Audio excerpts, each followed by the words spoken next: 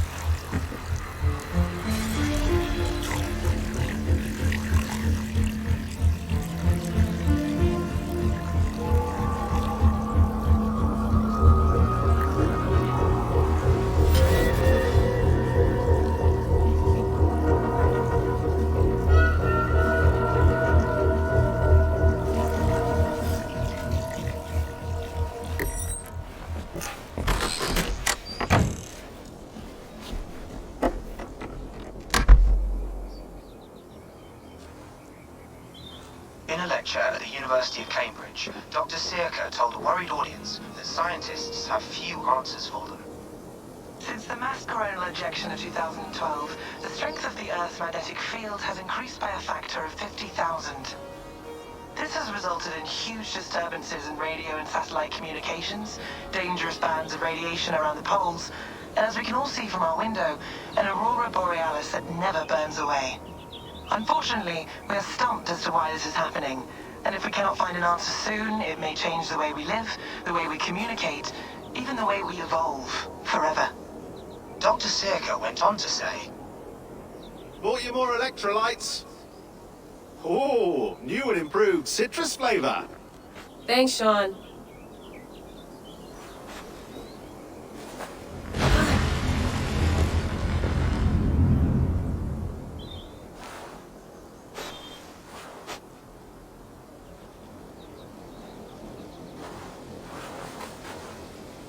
How do we fix this? How are you the key to everything?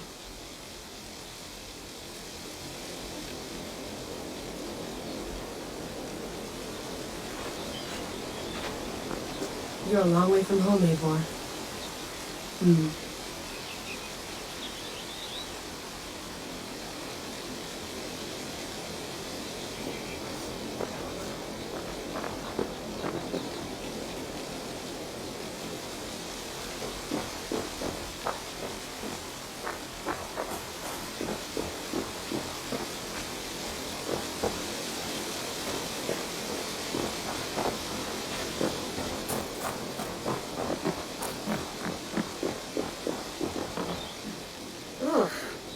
I'd rather walk into town than use this.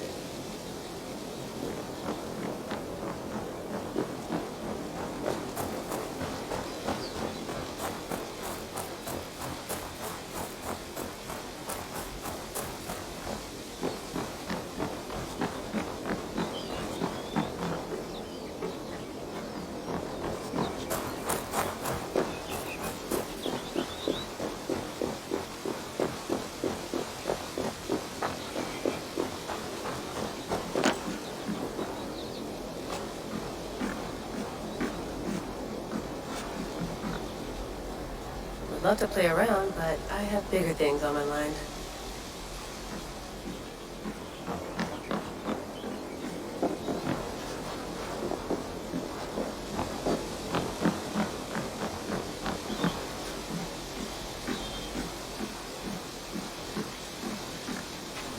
Did you get my tea? Some quality stuff here.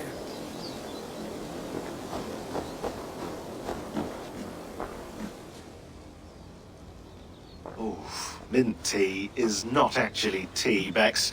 It's an infusion. It's really just dirty, minty water. I don't care what you call it, Sean. Did you buy any? Of course I did, love. Hey, sorry about pulling you out. The generator was sputtering. That's fine. I needed air. How is the Animus data stream? Comfortable? Felt pretty stable after a while. Good. Just give me a sec and you can jump back in.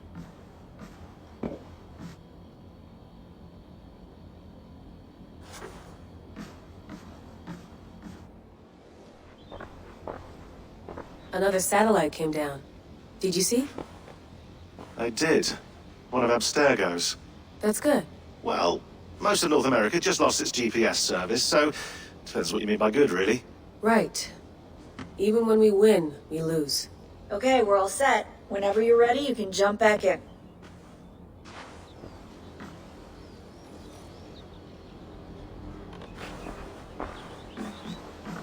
You mind if I put some music on? Go for it. Cool.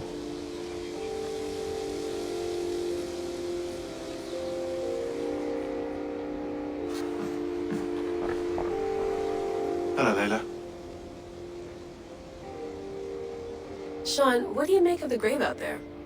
Well, it overturns a few hundred years of scholarship about the first Europeans to set foot in North America. Apart from that, it's just a bunch of muddy bones, isn't it? Can we talk about this thing on my neck for a second? Ah, the mood stabilizer. Yes. It's not harmful, is it? I mean, I feel good, but I want to make sure there's no side effects. There shouldn't be. It's only blocking outside signals, a passive effect. So the staff doesn't, you know, mess with you. Sean, what happened last year, I had no control over that. I tried to resist. I understand. And your old team, maybe they don't. But we've seen that sort of thing before. Still, if you want to work with us and get to the bottom of why the world is about to end for the second time in 8 years, then you wear that thing until we say otherwise. William's orders. I know. It's not a problem. It's just a few more weeks, yeah? Just until we figure this out. You're right. I know you're right. Sean has been busy.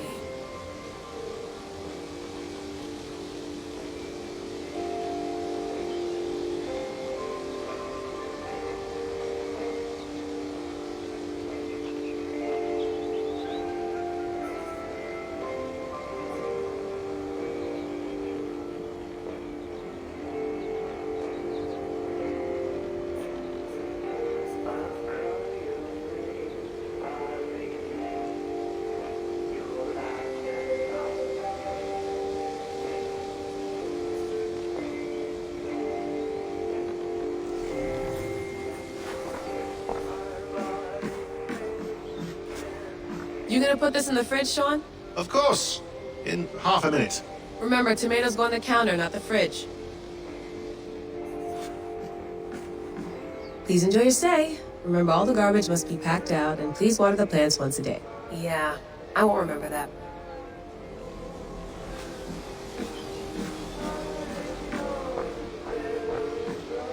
That's quite nice. Soothing. Let's have a look.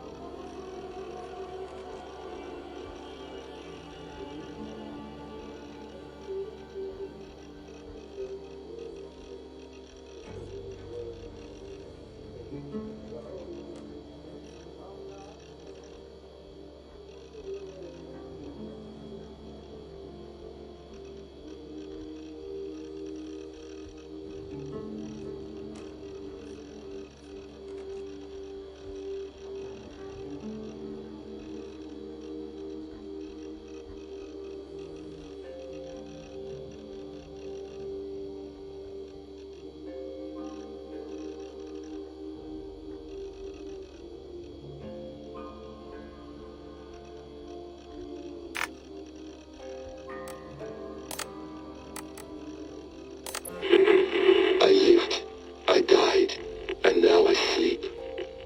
And in my sleep I dream. And in my dreams I see an end to the doom that will grip the earth once again. Find the wolf-kissed. Find the mad one. Find me. And save us all from another death.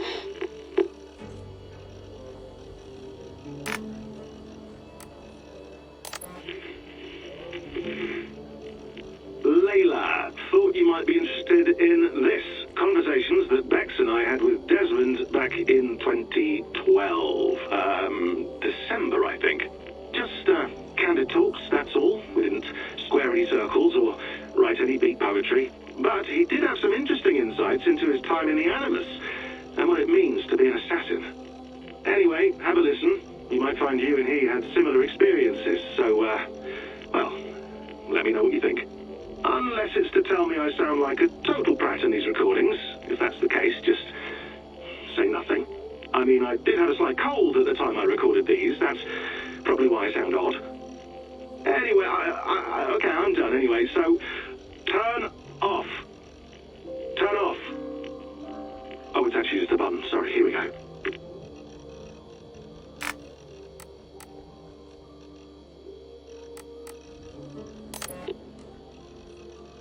No, come on, Sean. Turn that thing off.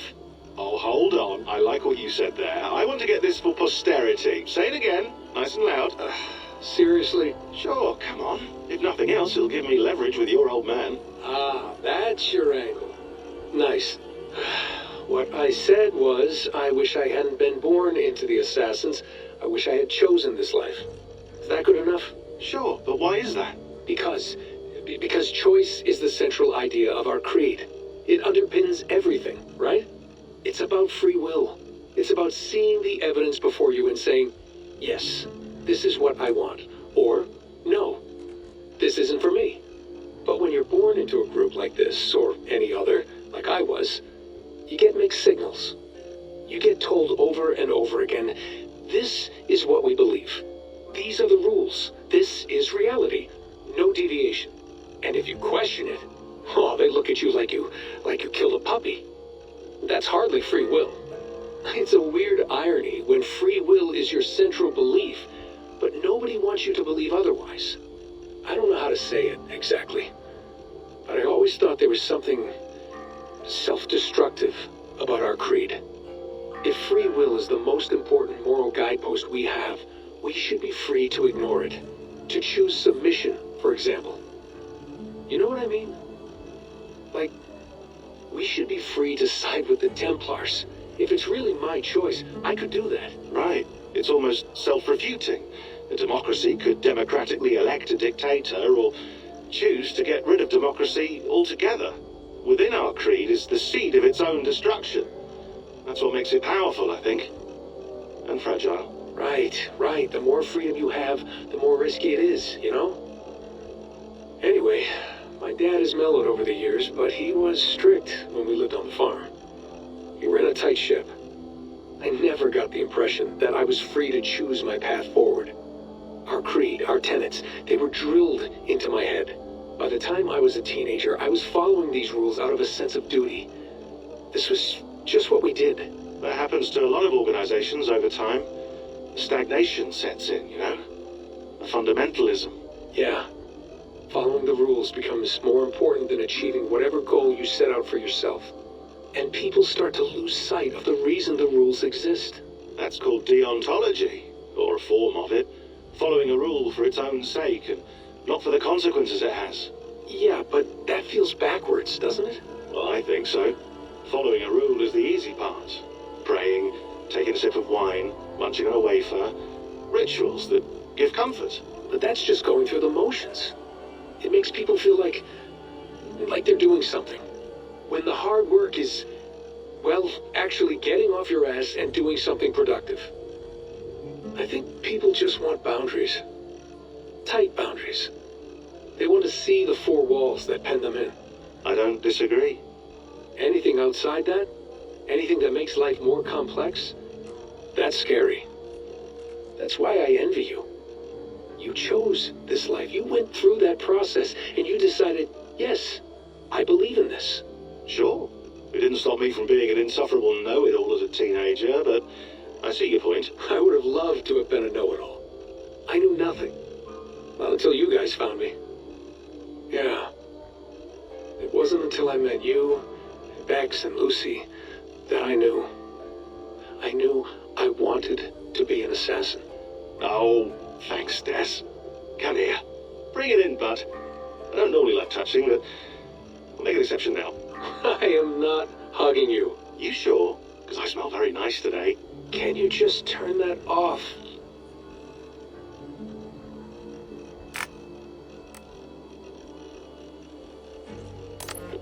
Hold on, I'll just set this here. Do you guys record everything we talk about? Not everything, but you've been using the Animus so much, I thought this was a good chance to learn some things about prolonged exposure. So I'm your guinea pig. No, my guinea pigs are all dead. The Animus was too much for them to handle. Cute. Can I ask you about the bleeding effect? Any recent flashes? Any memories resurfacing? Yeah, the usual things. Ghost images of Altair and Ezio a few times a day. Nothing intrusive, just brief moments. They pass quickly, almost without me noticing, like a figure in the corner of my eye, or remembering a dream from the night before. I did have one extended hallucination a few days ago. It was Ezio. He was older, around the time he left Cappadocia. He was standing on the deck of a ship, alone. And through him, I could feel an intense regret or guilt. And it felt to me like he'd had a loss of faith in himself, in the creed, like he couldn't keep it up, couldn't stay true to his ideals. And as I watched him, I thought, is this the moment he decided he was done being an assassin? It felt like it. Anyway, most of my visions have been brief, lasting just a few seconds. They're like complete memories of small moments that appear suddenly out of nowhere, fully formed. It's a strange feeling. Okay, anything else? I'm starting to see Connor now, too. Though I hear his voice more often than I see him, I'm sure that will change. Oh, yeah, and yesterday, just before bed, I had a memory of being on a beach in the Caribbean with a bunch of sailors. Or maybe they were pirates. I don't know. No idea. Huh. We'll look into that. And how do you feel in general? In general? Well, I feel older, for one. Much older. And it's strangely comforting. I'm collecting the memories and skills and thoughts of so many people. I feel like I've lived a few hundred years or more.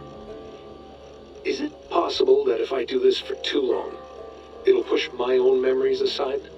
That I'll be everyone but myself after a while? It's possible. That's called identity substitution. It's happened before, but it's rare. And someone with your background shouldn't need to worry. My background? You mean someone with my genes? My abilities? You have Isu DNA, and that lets you see things and do things and withstand traumas that other people can't. And I can suffer in ways that others can't. That's not something to be proud of. You mean the apple? Yeah. It has a pull, Bex. It tugs at my brain, it talks to me, teases me, drives me mad. And what I did to Lucy, God damn it. Nothing is worth the damage I did, the pain I caused. I know, but you're special. That's the point. I'm not special, Bex. I'm lucky. That's all. I understand. We're assassins. It's our creed that makes us different, not our genes, not our blood. Anyone can join us. That's true. But let's leave that aside for a second. What I want to know is, have you ever had any Isu memories resurface? Isu memories? I don't think so. I can't even begin to imagine what that would feel like. I think you'd know if you did. Maybe one day, we might be able to induce something. Jesus, let's fix the world first, okay? Before we start digging up my ancient ancestors. Deal. With my luck, I'll be related to some third-rate Isu like Sisyphus or something. Way to aim high, buddy. Hey, you gotta.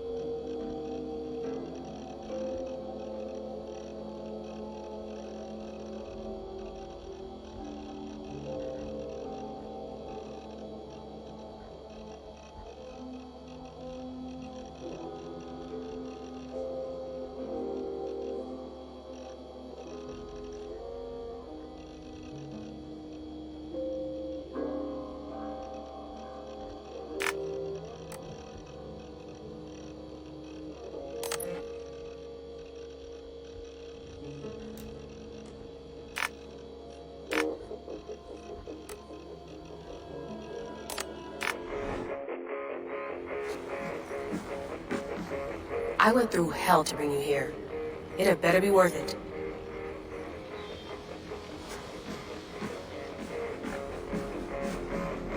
Sean, don't forget to water the plants while I'm under, okay? I'll add it to the calendar and tattoo it on my leg.